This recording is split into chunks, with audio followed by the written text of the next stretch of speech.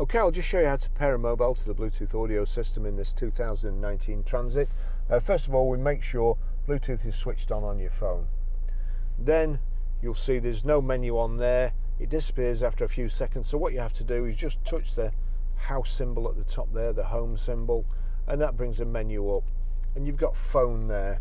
Now, there's a couple of ways. If there's a few phones on anyway, if you click there, sometimes you've got pair phone there, which you just click once. If not, if somebody's already in the car and so on and it's struggling to find out which one, you'd go onto Bluetooth by clicking settings here. You've got there, and you've got add a Bluetooth device. So add a Bluetooth device. On your device and select it once it is found. There you go, it's come up already, and we need to select Ford Transit. Confirm that the pin displayed on sync matches the pin displayed on your device. Well, it does, so we'll click pair there and yes there.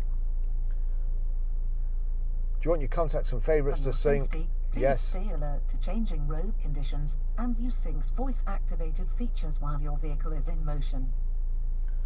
And you can see there Ford Transit, and that's connected. I'll just finish that.